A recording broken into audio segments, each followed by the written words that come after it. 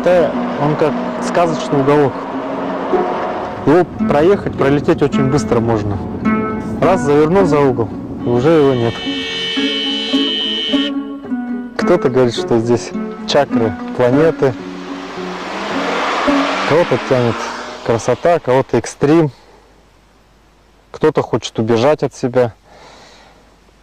Кому-то хочется просто тишины. Мне кажется, это в первую очередь не поиск чего-то, а поиск, наверное, себя. Люди себя ищут, свой мир.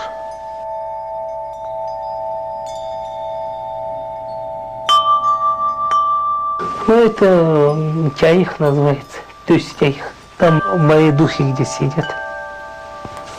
Здесь сидят.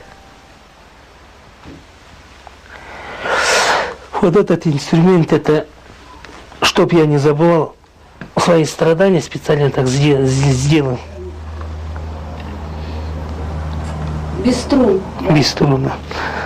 Всегда помнил, что я человек, не Бог. Всегда захожу, смотрю.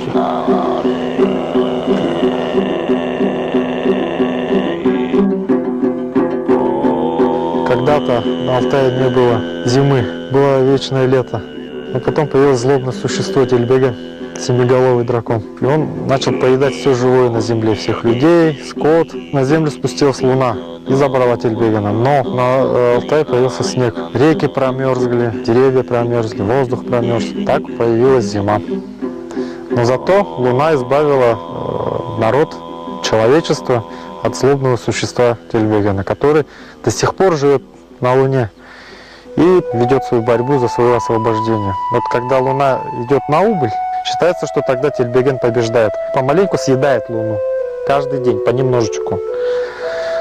Когда она проглатывает полностью, он лопается. Луна высвобождается. Молодой и красивый. На Алтае ничего не начинается на старую Луну. В это время жизнь замирает. Не проводят никаких свадеб, умыканий, сватовства. В это время считается, что активизируются силы нижнего мира, негатива. А на новую Луну во всем мире актуализируются силы добра и будет одобрено духами. Духи они везде и всегда. Они не хорошие и не плохие, они просто есть. Духи гор, духи рек, озер, которые ведают именно данной территории. И время от времени приводятся какие-то жертвоприношения в виде крапления молока, сырчика, хлеба, алтайской молочной водки. У нас даже подол горы говорят, плечи горы, голова горы. Это вот на голове горы человек. Если на русском сказать, это смешно. Или мы живем в подмышках горы большой. Вот я живу под мышкой Калбахташ. И земля, мать-земля нас держит в подмышках. Не дай бог, чтобы она открыла это землетрясение. Здесь народ не бывает, редко бывает. Но они же торопятся всегда. 20 минут, 25 минут. И им достаточно вот 2 святилищ. Здесь очень интересная акустика. Если там идет автомобиль, у нас прямо кажется, что на тебя сваливается автомобиль. Очень интересная акустика.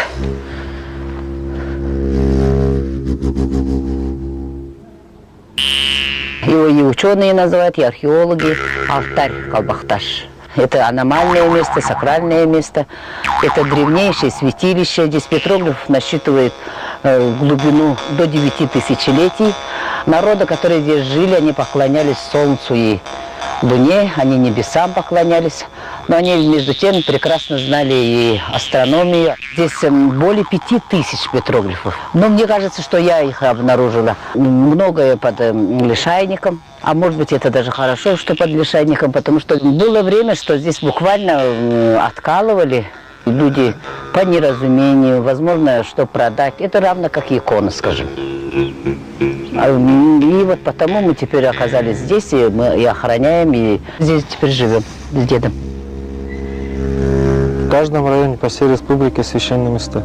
Это может быть долина захоронений, родовые угодья, именно где проживал в течение нескольких веков какой-нибудь род. В данной долине, долине Учебник, земля считается священной. Существует мнение, что эти курганы относятся к V веку. Курган ставился не рядовому человеку, это либо какой-то влиятельный князь, зайсан, или что-то, или, может быть, даже приближенный к Кагану. Естественно, такие места выбирал Кам, шаман. Такое место освещалось, оно не посещалось практически. Приходили только по мере того, как происходило следующее захоронение. Для коренного этноса она по сей день является священным местом. Здесь нельзя шуметь, мусорить, ну и тем более строить магазины, что порой игнорируется. Можно даже встретить ларьки, турбазы, которые ставятся прямо непосредственно на захоронение. На первый взгляд может создаться впечатление, что это ничейная земля. Или еще проще говорят, государственная. Естественно, она государственная, но каждый лог, каждая полянка, каждая гора здесь имеет свое название, свою историю. Это из поколения в поколение передается. А это же, например, данный участок, это же сакральный участок. Место пересечения трех миров, верхнего, нижнего, среднего. Здесь происходит общение поколений. То есть если нет этого общения, то связь между поколениями будет прервана. А если прервется связь, то люди перестанут быть людьми. Туразындын көргөндө учи көрүнмөс алтын көл үстүнө төмөк көргөндө кускуды яраш алтын. Здесь многие люди, которые состоятельные, имели виды на эту красоту, чтобы построить дачи. Мы оказались помехой. И нам пришлось объединиться, как бы найти все-таки справедливость. И узнали, что мы, как малой народности, имеем права на жительство. Мы стали копаться в истории. Узнали, что с 1897 года остались архивы, и в них мы проходим как тубалары. Мы заинтересовались, чем они занимались, наши предки, какие были обычаи, какой был стиль одежды. Это так захватило нас. Человек 40, наверное, в общину вошли, а община существует года 3.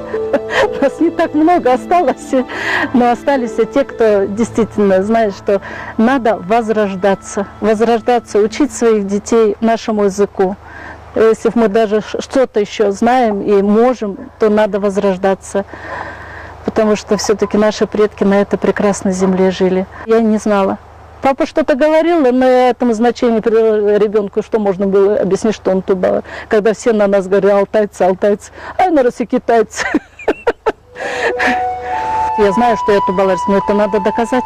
Это все через суд, все шло, все эти бумаги, все свидетели собирать. Это надо было искать старых людей, и чтобы они сказали, что мои родители принадлежали, что вот по обычаям, по разговору, что они принадлежали тубалару.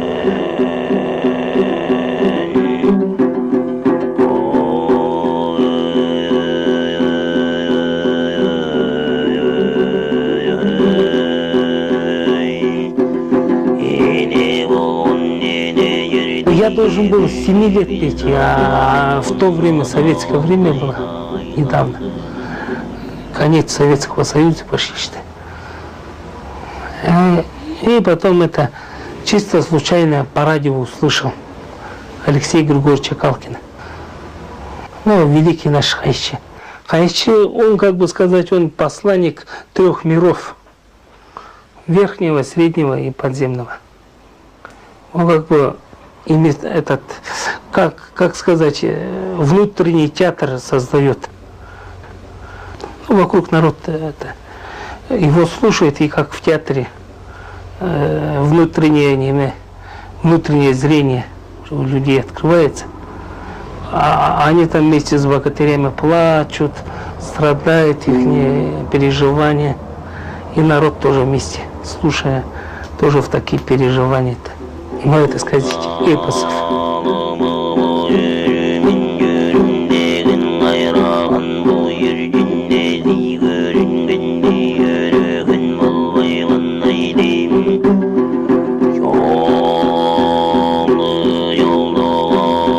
Коня пошел напоить на речку. И вдруг вижу, белый человек стоит и поет таким голосом.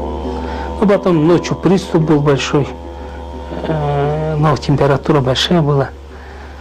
Ну, потом на утро у меня такой голос.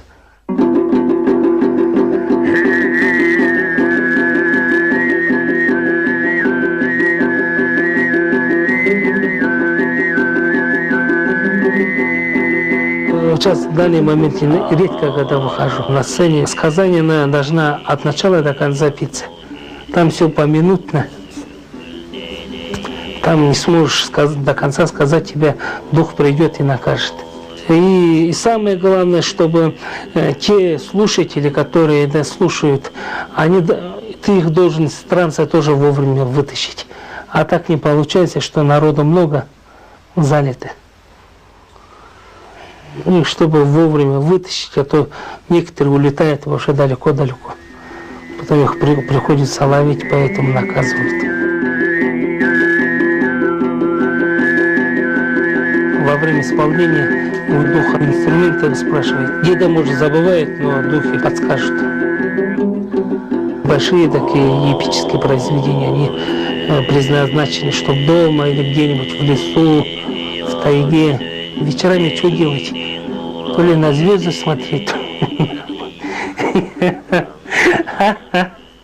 В один год 3 дня пели, потом во второй 6, в третий 9. Ну, это после землетрясения было. Все нормально было, что ли. Сказитель, он чем-то сродни шаману. У них одна болезнь. Сказитель – это большой мастер слова. Он общается непосредственно с духом сказания. Обычно в полном сказании нуждаются те люди, которые пережили либо какое-то горе, болезнь, утрату, вернулись с войны или идут на войну. То есть соприкасаются с опасностью, которая граничит с жизнью и смертью. И сказитель просто-напросто усиливает это хурчу, защитное поле этого человека. Если со стороны кажется, что шаман обладает целым рядом регалий и тем самым может как-то зарабатывать на этом, это неправильно. Он просто не может отказать людям, он обязан, получается, помогать и денно, и ношно, пока луна новая. Нет, я бы не хотел, конечно, быть шаманом, наверное. Хотя, если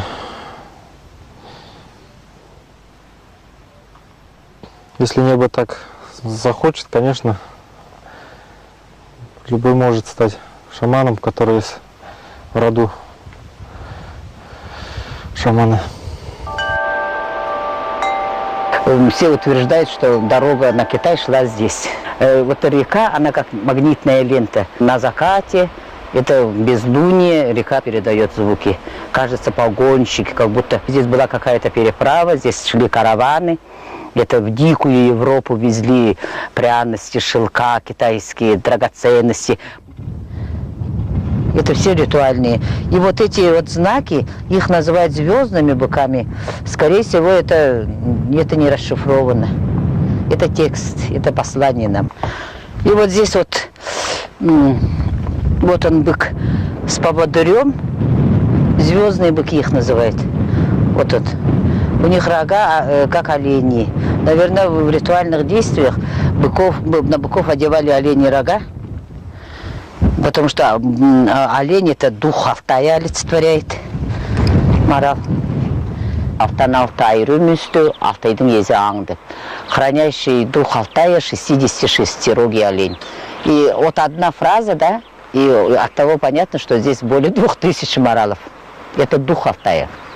Это восхваление духа Алтая. И потому что вот, если осенью дух Алтая засыпает, он отдает свой голос моралу. И месяц сентябрь он называется месяц морала. Гон морала начинается.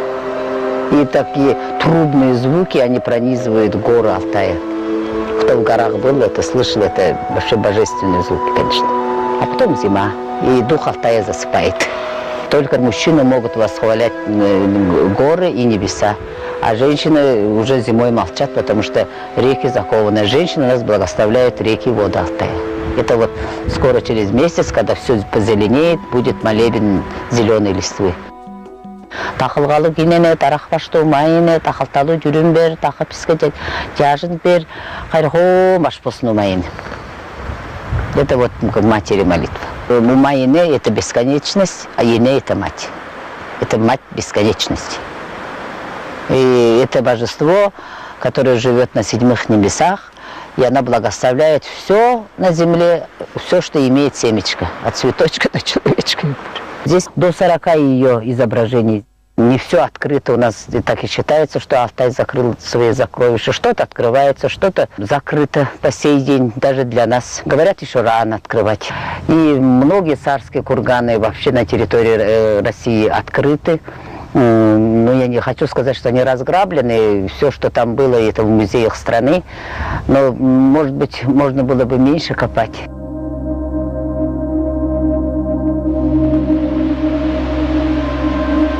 На 1 квадратный километр Республики Алтай приходится 35 культурно-исторических памятников. Чтобы производить раскопки, естественно, нужно иметь открытый лист разрешения. Но тут совершенно не учитываются следующие моменты. Например, нельзя проводить раскопки на старую, бывающую Луну. Начинать только. Если уж начали, то будьте добры, начинайте на новую Луну в начале цикла. Так как, нарушая именно цикл, в котором живет народ уже тысячелетиями. После этого, если происходят какие-то события, землетрясения, наводнения, пожары, убийства, традиционное мировоззрение сразу это связывает с тем, что последовала санкция от того или иного духа. Я вообще считаю, что вот советские археологи взяли на себя немыслимую ответственность в советское время. Почти все царские курганы на территории СССР раскрыты.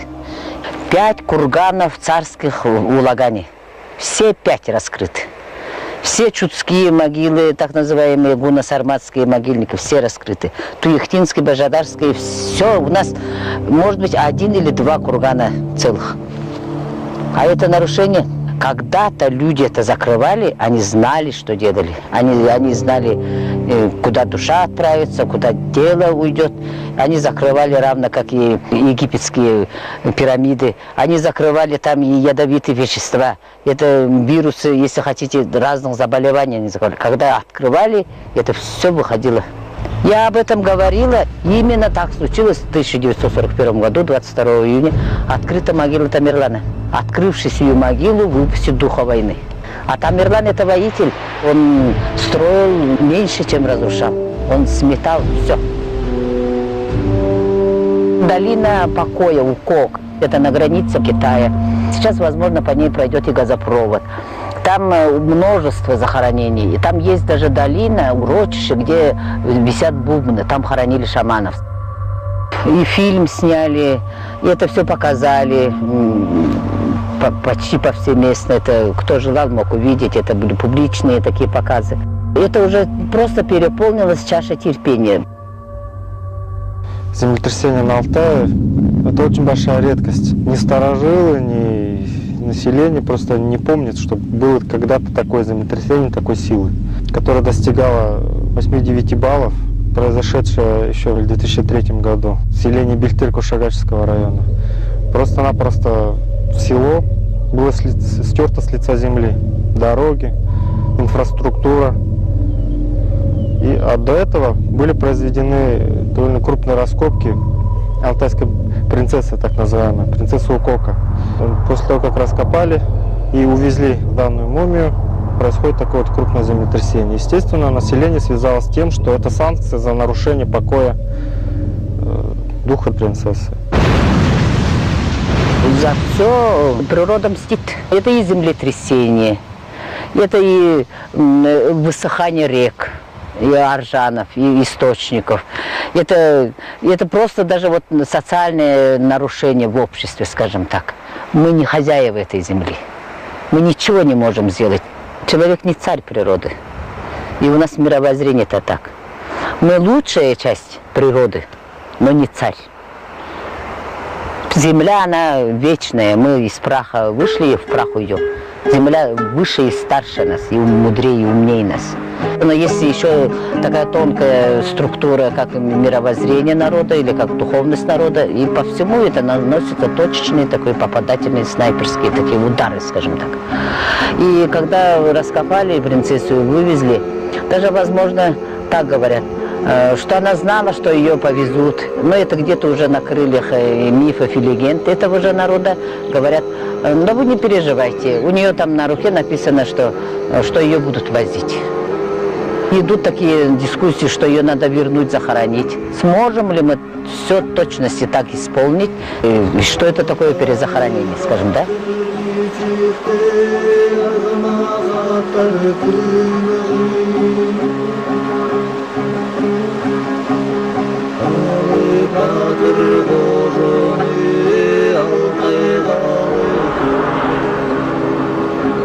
Это святилище, храм под открытым небом. Здесь вот приезжают разные люди. Они здесь начинают петь, такие песнопения духовные, такая красота вообще. Я этим людям не мешаю, я им экскурсии не провожу. Здесь и буддисты бывают, здесь и католики бывают, и православные, здесь самые разные люди бывают. Когда я молитву читаю, они вместе со мной, особенно дети, они раскрывают ладони, мы все дети солнца, и они слушают эту молитву. Они лучше нас, дети.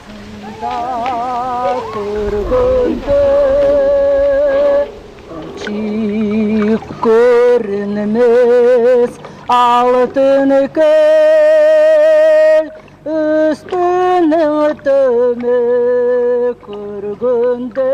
Песня поется, что я смотрю на это озеро и отражаются вершины гор, и что внизу рыба ходит как тучи, и в нем отражаются горы и звезды, и они умываются.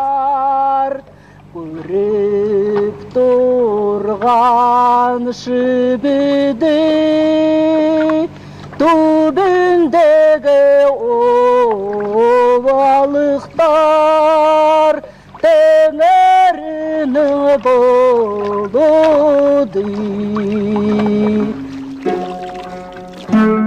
Город мне нравится. Я там даже приеду в Горно-Алтайск. Смотрю, асфальт нагревается, такая жара, машины ездят, пыль такая. И смотрю, вертолет летит, а он к нам летит, как я домой захотела. Я не хочу здесь. Там я не помню, все дела сделаю, не сделаю, и уже уезжаю. А сюда приеду в село, такое блаженство, тишина. И сколько бы здесь ни жила, сколько бы иду, озеро оно меняется, чуть не ежеминутно. Ну, то такое, и уже никуда от этого болота не деться. И мои дети. Я все-таки 4 детей, но они у меня все приемные. Я 2 сначала взяла, а 2 детдом отдали. У меня душа заболела, я взяла еще 2. Тех забрала. Пусть они вместе, 4 живут. Все любим друг друга. И, по-моему, мне просто Бог подарил их. Счастье у меня такое, что у меня есть дети. Мне есть ради чего жить. Я себя обрела.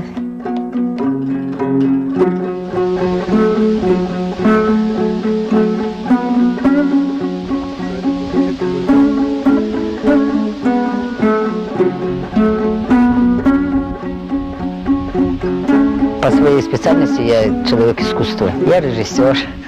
И мультипликационные, анимационное кино. Это сказки, легенды Алтая.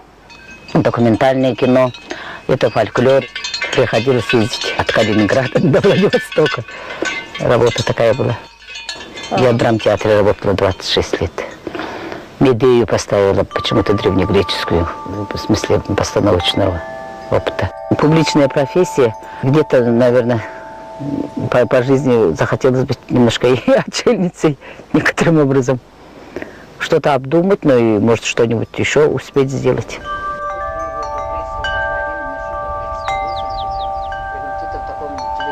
И у нас такие молебны, где восхваляют, поднимают Алтай, так говорят. Мы люди, мы приземлены, мы живем на этой земле, мы нарушаем, наверное, какие-то правила, и мы всегда просим прощения и у небес, и у земли, и мы пытаемся поднимать Алтай. подуй, обласкай нас, очисти нас от скверны. Здесь всегда ветер, во все времена. И прочитать лишний раз молитву никому не мешает. Ах, аяслы көк аяс, айланы жып қайып түш, амыр бістің жұртқа түш, шумайыны, кейнені, ұчқыр башты байыны. Тақылғалы кейнені, тарақташты ұмайыны, тақылталы жүріндер, тақылталы.